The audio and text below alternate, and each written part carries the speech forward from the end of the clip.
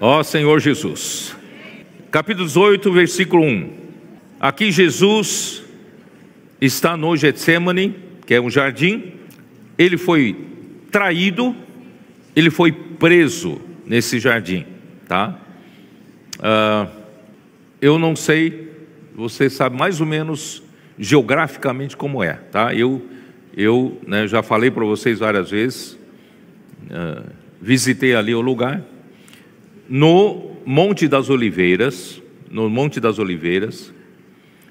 vamos supor que eu estou aqui no Monte das Oliveiras, e diante do Monte das Oliveiras existe um vale, chamado Vale de Cedron, tá? E do outro lado do vale está um planalto, tá? Esse planalto é onde estava o templo, tá? O templo. E ali estava o planalto do templo, e do lado depois do Vale de Cedron está, o Jardim das Oliveiras, tá?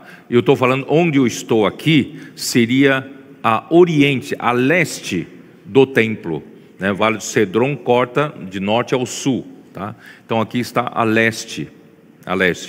E quando Jesus chegar e as nações os exércitos das nações tentarão encurralar o povo de Israel e para exterminar, Jesus então finalmente voltará. Ele pisará com seus pés o pé direito do lado norte do monte e o pé esquerdo do lado sul do monte, e o Monte das Oliveiras fenderá ao meio, e o povo de Israel que estaria encurralado teria uma passagem para fugir a leste. Vocês estão entendendo? Então isso aqui é o Monte das Oliveiras. E no Monte das Oliveiras, aqui embaixo, tá? Já perto do Vale de Cedron, no sopé do Monte das Oliveiras está Jardim de Getsemane. Aqui está o Jardim de Getsemane, tá? Então é para vocês entenderem mais ou menos geograficamente, tá? Bom, em João 13, que aconteceu no versículo 21, Jesus indica o traidor na sua ceia. Você se lembra? João, capítulo 13 de João. Ora, antes da festa da Páscoa, sabendo Jesus que era chegada a sua hora de passar deste mundo para o Pai, tendo amado os seus que estavam no mundo, amou-os até o fim. Durante a ceia, tendo já o diabo posto no coração de Judas Iscariotes, filho de Simão, que traísse a Jesus, tá? Então aqui está a traição, tá? E versículo 30, versículo 29 diz assim: pois como Judas era quem trazia a bolsa, pensaram alguns que Aí versículo 30, ele tendo recebido o bocado, saiu logo, e era noite. Então vocês se lembram, só para vocês se localizarem no tempo, era a ceia da Páscoa, não é isso? Jesus comia a última ceia da Páscoa com os seus discípulos e indicou o traidor saiu do meio da ceia. Vocês estão localizando? Saiu do meio da ceia, tá? E Judas saiu, ficaram só os 11 discípulos com Jesus. Aí Jesus, a partir do capítulo 14, abre o seu coração, não é isso? Até o capítulo 17, falou das coisas profundas, da sua intimidade, até o capítulo 17. Então, esse é o momento em que ele estava na ceia. E Judas, quando saiu, foi fazer contato com os principais sacerdotes, não é isso? E que traria o soldado para onde estaria Jesus. Então, ele sabia que Jesus estava na ceia, num cenáculo, num lugar onde estavam comendo a ceia. Então Jesus, depois de falar com os seus discípulos, Jesus falou: vamos sair desse lugar, porque ele sabia que o traidor iria trazer soldados para esse lugar da ceia. E Jesus então foi para o Jardim de Getsemane. tá bom? Só vocês entenderem. Foi para Getsemane. E Judas foi para lá, deve ter ido até o lugar da ceia, não tendo achado Jesus. Ele sabia que Jesus, de tempo em tempo, levava os seus discípulos para o jardim de Getsemane. Ele foi achar lá, tá bom? Então, no final do capítulo 14, né? Eu já falei no versículo 13, 31. Quando ele saiu, disse Jesus: agora foi glorificado o Filho do Homem e Deus foi glorificado nele. Então Jesus, né, falou de uma maneira mais aberta daí para frente. E no final do capítulo, no versículo 31 do capítulo 14, finalzinho ele fala assim: levantai-vos, vamos-nos daqui. Quer dizer, vamos sair desse lugar da ceia, vamos sair daqui, tá? Então, aí Jesus saiu com seus discípulos para outro lado do ribeiro do Cedron, tá? Isso está no capítulo 18, versículo 1. Tendo Jesus dito estas palavras, saiu juntamente com seus discípulos para outro lado do ribeiro de Cedron, onde havia um jardim, e ali entrou com eles, tá? Jesus estava ali em Jerusalém, estava, né, perto do templo, e ele saiu de lá e atravessou o vale do Cedron e veio ao Monte das Oliveiras, no jardim de Getsemane, tá? Bom, Judas, então versículos 2 e 3. E Judas, o traidor, também conhecia aquele lugar, tá? Não deve ter achado Jesus no pináculo, no cenáculo, e foi até lá. E Judas, o traidor, também conhecia aquele lugar, porque Jesus ali estivera muitas vezes com seus discípulos. Tendo, pois, Judas recebido a escolta e dos principais sacerdotes e dos fariseus alguns guardas, chegou a este lugar com lanternas, tochas e armas, tá? Ó Senhor Jesus, né? Jesus, sabendo pois Jesus todas as coisas que sobre ele haviam de vir, adiantou-se e perguntou-lhes: a quem buscais? Responderam-lhe, né, a Jesus o Nazareno. Então Jesus lhe disse: sou eu. Ora, Judas o traidor estava também com eles. Quando, pois, né, na verdade, quando Jesus falou sou eu, Jesus, na verdade, disse o nome de Deus: eu sou, né? A quem buscais? Né? Jesus, né? Ele falou: eu sou aquele que existe de eternidade a eternidade. Eu sou aquele que era, que é e que há de ser. Ele é o Deus, o eu sou, a própria existência, tá? Por isso que, né, os soldados recuaram e caíram por terra, por causa dele ter pronunciado o nome de Deus, tá? Quando, pois, Jesus lhe disse: sou eu sou, recuaram e caíram por terra. Jesus de novo lhe perguntou: a quem buscais? Responderam: a Jesus o Nazareno. Então lhes disse Jesus: já vos declarei que sou eu, e se é a mim, pois, que buscais, deixai ir estes, para se cumprir a palavra que dissera: não perdi nenhum dos que me deste. Olha só que preocupação de Jesus. Jesus sabia que, a hora que ele for preso, a intenção dos principais sacerdotes era prender a todos os seus discípulos. Então Jesus disse: se vocês estão me buscando, deixem meus discípulos, né, ir embora, não prendam a eles, tá bom? Então, irmão, Jesus, na verdade, disse o nome de Deus que revelou a Moisés em Êxodo 3,14, não vou ler de novo, tá? Em João 8,58. Foi por isso que os soldados recuaram e caíram por terra. Bom, mesmo sofrendo a traição de Judas e a intimidação dos soldados, Jesus ainda se preocupou com seus discípulos. Versículos 10 e 11. Então Simão Pedro puxou da espada que trazia e feriu o servo do sumo sacerdote, cortando-lhe orelha direita, e o nome do servo era Malco. Mas Jesus disse a Pedro: mete a espada na bainha, não beberei, porventura, o cálice que o Pai me deu?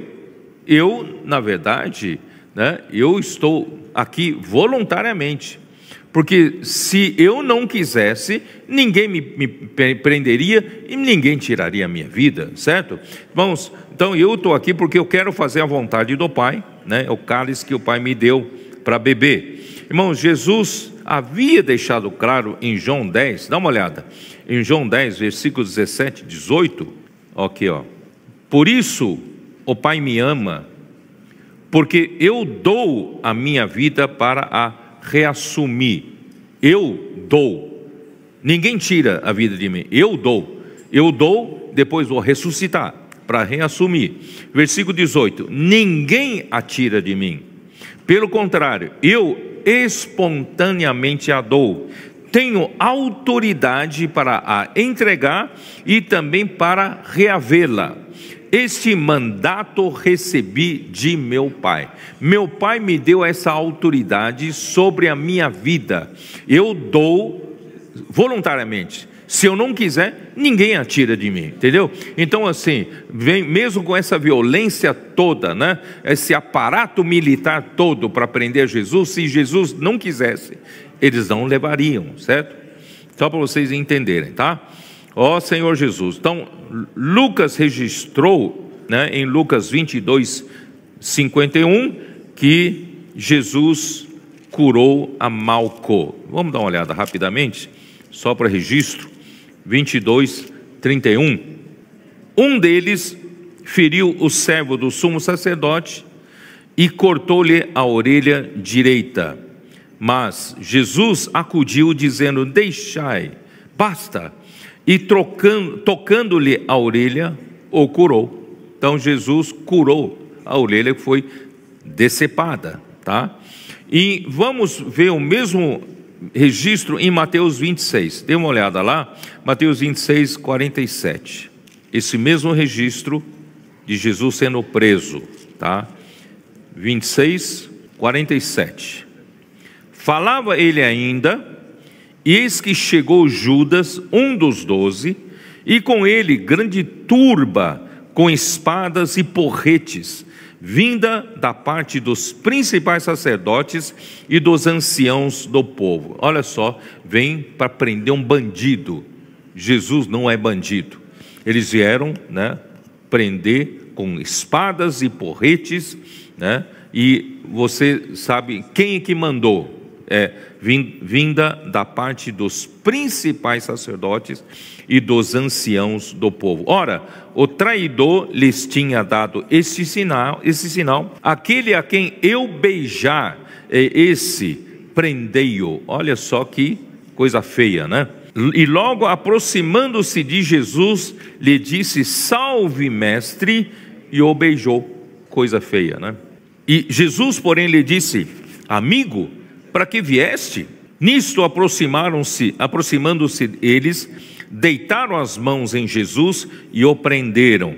E eis que um dos que estavam com Jesus, estendendo a mão, sacou da espada e, golpeando o servo do sumo sacerdote, cortou-lhe a orelha. E nós sabemos que essa pessoa era Pedro, tá? Então Jesus lhe disse: embainha a tua espada, pois todos os que lançam mão da espada, a espada perecerão. Acaso pensas que não posso rogar ao meu Pai, que me mandaria neste momento mais de 12 legiões de anjos?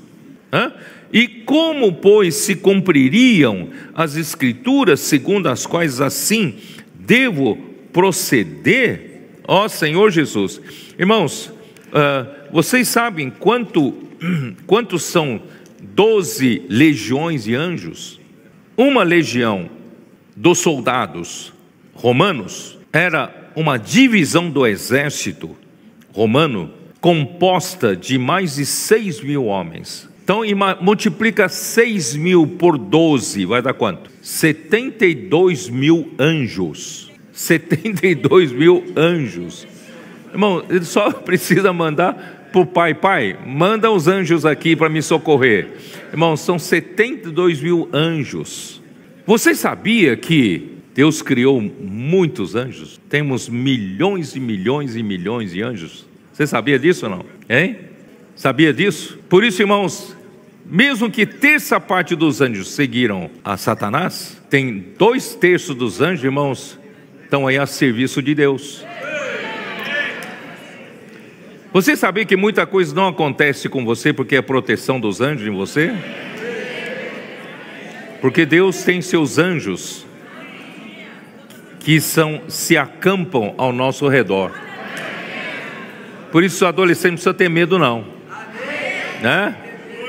Deus tem milhões de anjos, milhões e milhões e milhões de anjos, muitos anjos, né? A serviço de Deus, tá?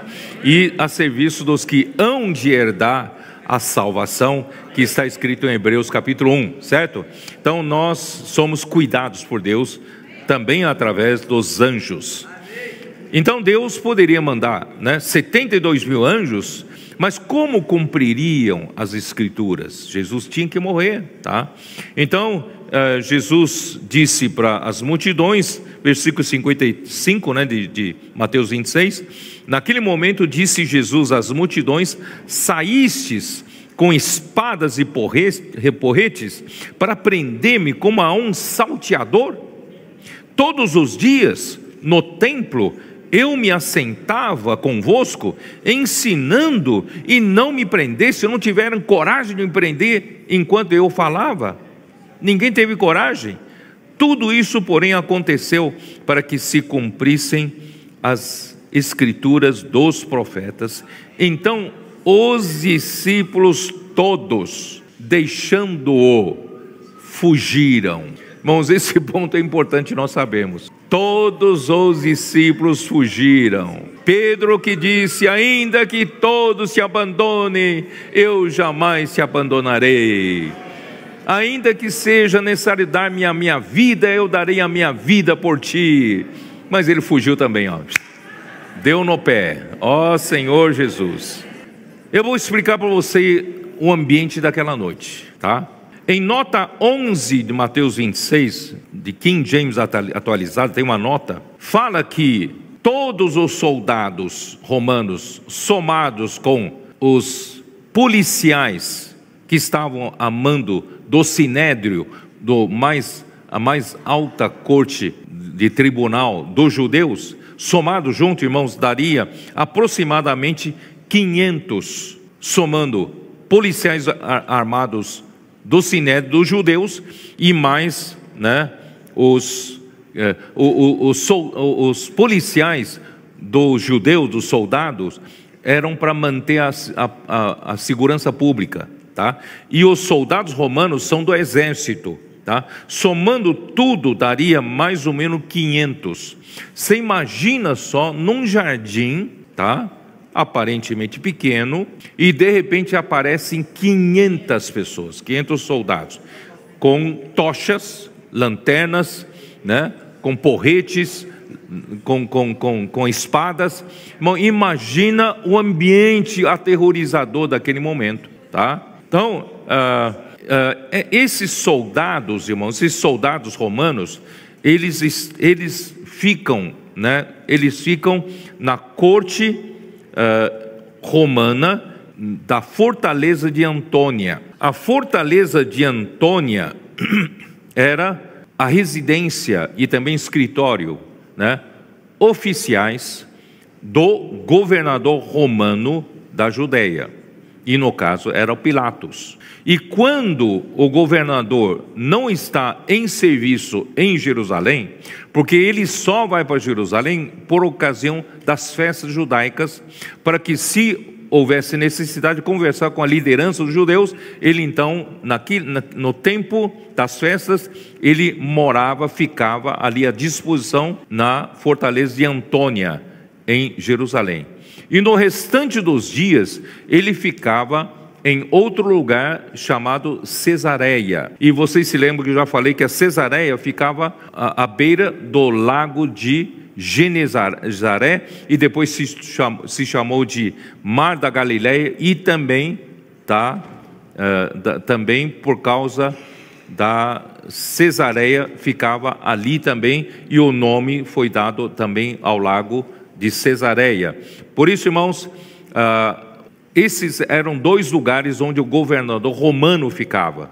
E como eles sabiam que havia necessidade de julgamento, né, e também era por ocasião da festa da Páscoa, então o governador romano estava na fortaleza de Antônia. E quando vinha o governador, vinha um destacamento grande de militar ali na fortaleza, tá? Só para vocês entenderam, tá?